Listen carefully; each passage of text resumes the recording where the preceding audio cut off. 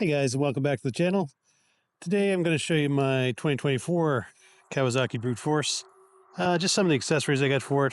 The 2024 has a different rack system, the LE version, and it's a little different setup to put the back box on. So I did have the back box and the passenger pegs to set up, so I'll take and show you that. Some of the racking configuration is a little different on this bike. That's about the only thing that's changed, just cosmetically. But the top of the rack has a cover on it, which you'll see that I had to do a little bit of hit or miss fabrication to figure out the best way for it to be put up. Front rack, as you can see, has a plastic cover on it, which is fine and stylish until you go to install either the back pegs,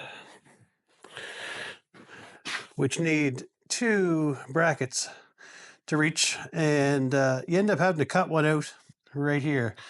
So when you do it for these pegs, this one fits in the hole. This one I had to cut out to get two grips on that one bar. So the rest of it, the frame is the exact same as any other model Brute. But on this 2024 LE version with those racks, even if you take the plastic off, the racks are built differently. So that's what I did. I just took the rack there. I took my multi-tool and just zipped that nice and clean as I could anyway. It's not perfect. And like I said, the natural hole in that rack in the back can still receive that bracket. Now, the other problem was the front of this box wanted to lift up because there was no way to grab the rack in the traditional way. All right, so what I end up having to do is I'll open up the box here for you. I'll try to do it one-handed.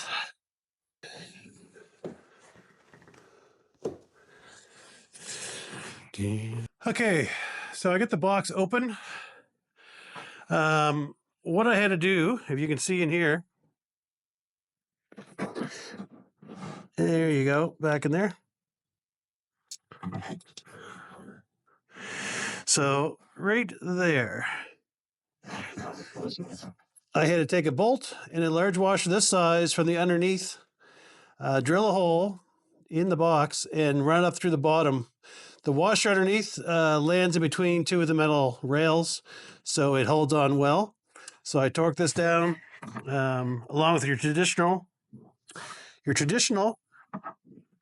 mounts. So here's the other side. I did a little fabrication and a few experiments. So you'll see this duct tape is actually covering up previous holes that I made when I was trying to figure this out. Because I'm not a fabricator, as you can see, just a guy with a drill and some duct tape. So right there, that's the back. That's how those are on. So that's on really snug now. Oh yeah, sorry. In the back, so this back bar here, I took two of the U-bolts through the box and put them through this hole here in the back bracket. So those are the U clamps or D clamps or C clamps, whatever you like to call them. And they're at the bottom. I'll back up here so you can see. So they're down there. And on the inside, they came in right there. So all in all, the box is on. I'll close this down. I'll show you this later. I fabricated this up to the best of my abilities. It's a hazard light for when I'm plowing. Anyway, besides that, I do have a front speaker box, which I just used. I bought some better straps to strap it on, but I do only find I use that in the summer. I don't use it as much as I thought I was going to. It's not that loud when it's over. The motor's overpowering. The sound of the motor with the V-twin is a lot louder than the stereo. So I used headphones in my street bike, so I'll probably do the same thing with this when I go by myself. Just figured while we're here on the topic, I'm just going to turn the camera around and show you the little bit of fabrication I did to hook up the hazard light or the strobe or amber light for plowing that I have on the back of the Brute. So this is the light here. I don't have a link posted, but this is Amazon. There's a multitude of them on Amazon. This one is a 12-volt setup. Right now, I just have it running, the cord running under the seat and up to here. It does have a switch here that plugs into your cigarette lighter. It also has different modes. So I'll turn the camera around here. I don't know how well it's going to show on camera, but I'll switch through the modes. See if I can do it here while you're looking. All right. So here's mode 1, mode 2, mode 3, mode 4, mode 5, and steady on. I guess that's mode 6. And possibly a load 7. Anyway, there's a lot of them. It's actually quite a great light. So what I did to fabricate it, I'll turn it off here. What I did was just take a piece of metal. I don't know how thick it was. I just measured it out. I marked it off the Sharpie.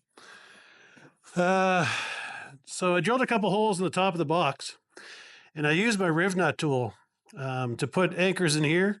So I was able to put the bolt in.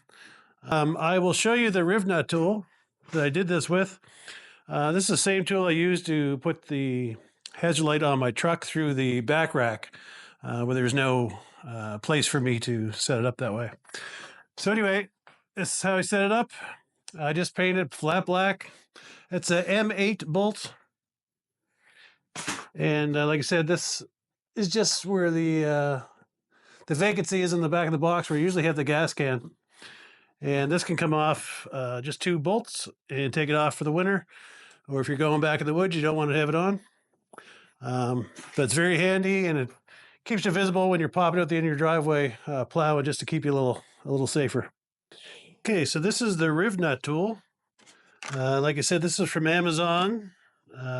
Tack Life, I believe, is the brand of this one. So if you're familiar with a rivet gun, a riv nut gun is similar, only a riv nut gun, let me see if I can open up the accessories, installs, see if I can get one open, these, which are riv nuts. So if you have a case, say in the trunk of the car, and you want to mount a spoiler, you didn't want to take a bolt up through the back, this tool will install, you drill a hole, it'll install this in like a rivet, and then you can take whatever size this is possibly the M8, thread it, bolt, and screw it in. So the kit comes with this, which is just like a big rivet gun. The arms open up and close. I'll put a link to this in the description. You can check it out on Amazon. I think there's videos there showing the description. There's lots of videos on YouTube of how to use this. It's a rivet nut by Tack Life. All the stuff came with it. I just moved it into a separate package. So these are all the, this is the M8 that I have on it right now, the tip. So each one of these is made to fit one of these. So each one of these adapters has a different size on it. And each one of these bags is a different size. These are M6s. All right, so there's the setup of what I've been using. I'll take you over and show you on the bike where that came in handy. Okay, so we're back at the bike. I showed you these earlier. So there's 2 of these. What I'm going to do is take these out with my Allen key just to show you how I use the riv nut in this case. You should be able to take out by hand.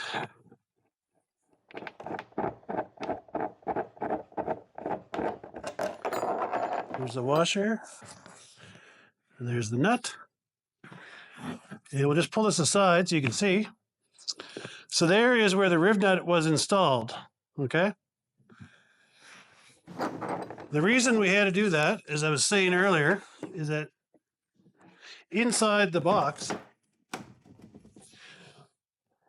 there's a double layer. Okay. There's a hole where you can change your cord out for your handle, but this is solid, about an inch in depth. So to put a screw in through the top, the bolt wouldn't come out in the bottom.